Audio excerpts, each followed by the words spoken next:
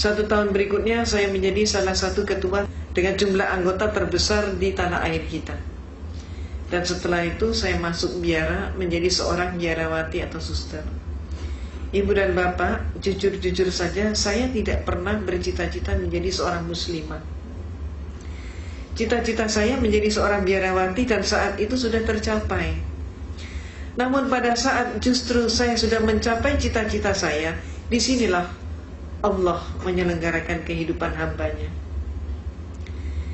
Pada saat saya di biara, dari seluruh mereka yang masuk biara hanya ada 2 orang saja. Satu adalah diri saya yang diberi tugas khusus, yaitu untuk kuliah di biara dan sekaligus kuliah di Institut Filsafat Teologia yang disebut Seminari Argu, pendidikan akhir pastor.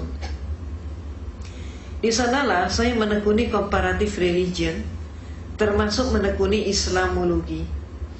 Tapi Islamologi yang saya terima di sana bukan untuk menyatakan Islam agama yang hak, tapi sebaliknya untuk menyatakan Islam agama yang jelek.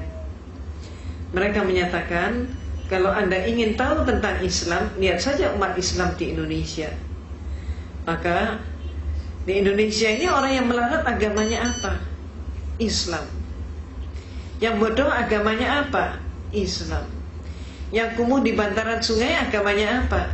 Islam. Yang kehilangan sandal sepatu hari Jumat siapa? Islam. Yang gak mau bersatu, bercerai-berai terus siapa? Islam. Yang jadi teroris siapa? Juga dikatakan Islam. Maka teman-teman saya sepakat dengan kesimpulan bahwa kalau begitu Islam agama yang jelek. Pada saat itulah saya katakan penyimpulan itu belum benar. Islam jangan hanya dilihat di Indonesia, coba kita lihat bagaimana di negara-negara yang lain. Saya kemukakan contoh, coba kita lihat bagaimana di Filipina.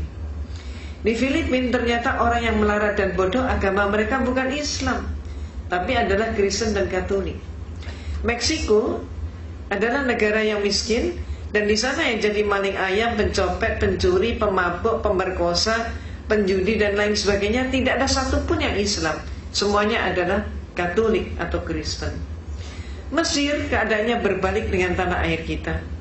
Kalau di Indonesia kita berbicara tentang pembantu rumah tangga dan dikatakan beragama Islam, majikannya banyak yang non-Islam. Tapi kalau di Mesir terbalik. Di Mesir justru majikan beragama Islam dan pembantunya justru Kristen dan Katolik. Dan selaris yang paling murah mereka datangkan dari Filipina yang beragama Katolik. Irlandia adalah sebuah negara yang tidak pernah selesai dengan konflik internal antara selatan dan utara. Dan yang konflik itu tidak melibatkan seorang pun yang Islam. Semuanya yang konflik adalah orang Protestan dengan orang Katolik. Mereka itulah yang saling membantai dan saling membunuh. Dan oleh masyarakat Eropa, yang dijuluki sebagai teroris itu adalah Irlandia dengan julukan khusus sebagai teroris Eropa. Lebih lanjut lagi kita ke Italia. Di Italia yang menjadi gembong obat bius dan perjudian, tidak ada satupun yang Islam. Semua mafioso beragama Katolik. Maka saya katakan kepada dosen saya, Pater, sebutannya Pater atau Pastor, saya katakan Pater, tidak terbukti bahwa Islam jelek. Maka saya kemudian mengajukan solusi sekaligus usul, minta izin untuk mempelajari Islam dari sumbernya sendiri. Izin diberikan, tapi dengan satu instruksi, mencari kelemahan Islam. Inilah untuk pertama kali saya berkenalan dengan Islam. Pertama kali saya ngaji, saat itu saya masih di biara dengan kapasitas sebagai seorang biarawati. Tapi ketika saya memandang kitab suci Al-Quran, melihat huruf hijaiyah, saya pun jadi bingung. Ayat ini mana yang depan, mana yang belakang, mana yang atas, mana yang bawah, bingung sekali. Saya amati bentuk hurufnya, lebih bingung lagi. Hurufnya ini kok panjang-panjang, bulat-bulat seperti cendol. Saya nggak mampu. Maka akibatnya, karena keterbatasan waktu, saya putuskan saya harus ngaji dari terjemah. Ketika pertama kali saya memegang terjemah, apa yang terjadi? Keliru juga. Ayat Allah yang saya pelajari itu bukan dari depan ke belakang, tapi kebalik dari belakang ke depan. Dan akibatnya, yang pertama kali saya pelajari adalah surat Al-Ikhlas. Qul huwallahu ahad, Allahu samad, lam yalid wa lam yulad wa lam yakul lahu kufuwan ahad.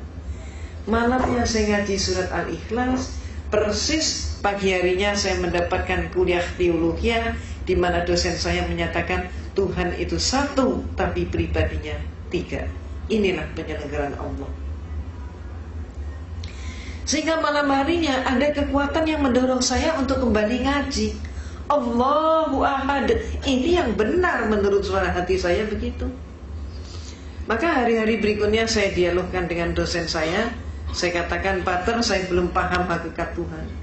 Maka kemudian dosen saya pun bertanya, bagaimana mungkin seorang biarawati tidak paham hakikat Tuhan? Kaget sekali dia.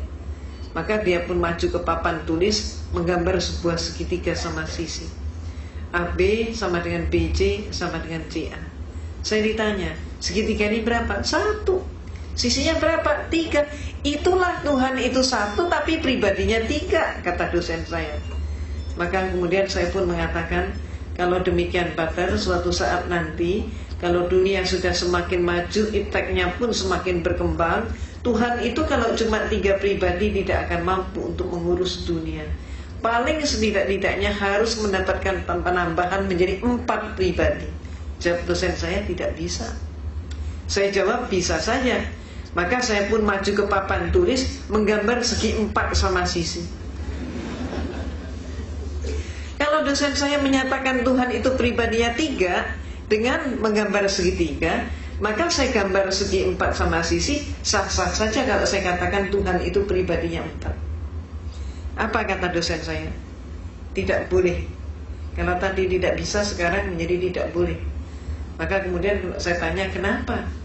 Jawabnya, ini dogma.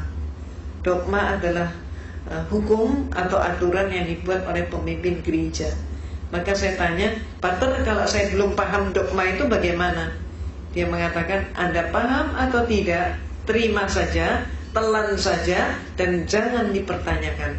Kalau Anda bertanya, kalau Anda ragu, hukumnya dosa. Walaupun saya sudah dijawab seperti itu, tapi malam hari ada keinginan yang demikian kuat untuk kembali mengkaji Al-Quran. Demikian terus-menerus terjadi, sehingga saya pun semakin ingin berdialog dengan dosen saya tentang masalah konsep Tuhan, tentang masalah tauhid, kalau kita menyebutnya demikian. Maka antara lain saya pernah bertanya, Pater, yang buat meja ini siapa? Saya pernah bertanya begitu. Maka kemudian dosen saya nampak dia menangkap ada sesuatu yang lain di balik pertanyaan saya. Dia tidak mau menjawab, bahkan saya disuruh menjawab sendiri. Dan saya pun menjawab. Saya katakan, Pater, kalau menurut saya yang membuat meja ini pasti tukang kayu. Lalu kenapa? Pasti tanya lagi dia. Saya jawab, kalau menurut saya meja ini walaupun dibuatnya setahun yang lalu, sampai 100 tahun kemudian meja ini tetap meja, tidak berubah menjadi tukang kayu, dan tidak ada satupun meja yang mampu mengubah dirinya menjadi tukang kayu. Tukang kayu tidak boleh dipersamakan dengan meja. Maka dia pun bertanya, apa maksud Anda? Saya katakan, Pater, menurut pengamatan saya, Tuhan itu menciptakan alam semesta dan seluruh isinya termasuk manusia. Maka ada manusia yang dilahirkan setahun yang lalu, sampai 100 tahun kemudian ternyata dia tetap manusia. Bahkan sampai kiamat pun manusia tetap manusia. Tidak ada satu manusia pun yang mampu mengubah dirinya menjadi Tuhan, dan Tuhan tidak boleh dipersamakan dengan manusia. Malamnya saya ngaji lagi, dan hari-hari berikutnya saya dialog lagi, saya diskusi lagi. Saya pernah menyatakan juga, Pater, siapa yang melantik RB? Saya ditertawakan kali ini. Bagaimana mungkin seorang biarawati nggak ngerti siapa yang melantik RW? Maka saya jawab, sebetulnya saya mengerti. Maka kemudian dia baru tersenyum, dia kaget sekali. Apa sih maksud Anda? Dia tanya. Coba menurut Anda siapa? Coba silakan jawab. Bertubi-tubi saya digitukan. Dan kemudian saya katakan, Pater, kalau menurut saya yang melantik RW pasti eselon di atasnya, lurah ataupun kepala desa. Kalau sampai ada RW dilantik oleh RT, maka jelas pelantikan itu tidak sah. Demikian pula ada 100 orang kopral bermusyawarah untuk mengangkat salah satu teman mereka menjadi seorang jenderal. walaupun yang melantik 99 orang, tetap saja pelantikan itu tidak sah. Apa maksud Anda? Dia tanya. Maka saya katakan, Pater, menurut pengamatan saya, Tuhan itu menciptakan alam semesta dan seluruh isinya termasuk manusia. Manusia hakikatnya sebagai hamba Tuhan. Maka kalau ada manusia melantik sesamanya manusia menjadi Tuhan, jelas pelantikan itu tidak sah. Malamnya saya ngaji lagi, terus seperti itu. Dan kemudian saya diskusi lagi, sampai pada klimaksnya saya bertanya tentang sejarah gereja. Saya katakan, Pater, menurut semua literatur yang saya pelajari dan kuliah yang saya terima, Yesus yang oleh umat Islam disebut Nabi Isa alaihissalam, ternyata Yesus itu untuk pertama kalinya dilantik menjadi seorang Tuhan. Peristiwa itu baru terjadi pada tahun 325 Masehi. Jadi sebelum tahun 325 Masehi, Yesus belum jadi Tuhan. Yang melantik Yesus jadi Tuhan siapa? Yang melantik Yesus jadi Tuhan adalah seorang raja Romawi, yaitu Konstantin. Pelantikannya terjadi dalam rangka sebuah konsili. Konsili ini bahasa Latin Romawi, artinya adalah konferensi, atau istilah kita yang lain adalah muktamar. Terjadi di kota Nizea. Maka disebut konsili Nizea tahun 325 Masehi. Ini untuk pertama kalinya Yesus jadi Tuhan. Jadi sebelum itu dia belum jadi Tuhan. Sayangnya sejarah ini tidak dipahami oleh 98% umat Kristen, walaupun sejarah ini ada di dalam buku-buku mereka. Cuman dengan sengaja pemimpin-pemimpin gereja menutup sejarah tersebut agar supaya umatnya tetap tidak tahu. Kenapa? Kalau sampai umatnya tahu, umatnya akan terguncang sekali kalau mengetahui Yesus diproses dari manusia menjadi Tuhan, dan yang melantik adalah seorang manusia. Maaf, keadaan yang terjadi di tanah air kita, Kristennya sendiri juga nggak ngerti konsep ketuhanan Yesus, tidak tahu sejarahnya.